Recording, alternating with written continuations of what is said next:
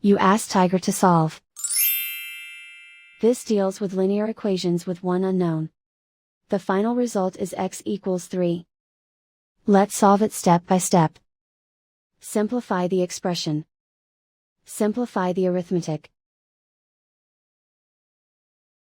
Group all x terms on the left side of the equation.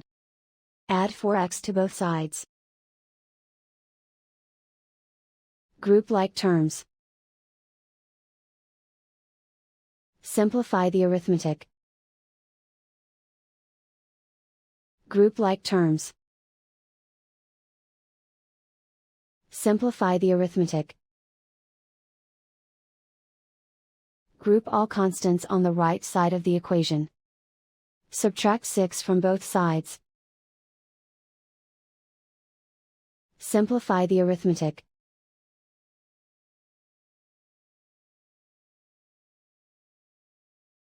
Isolate the x. Divide both sides by 2. Simplify the fraction. Find the greatest common factor of the numerator and denominator. Factor out and cancel the greatest common factor. And so the final result is x equals 3.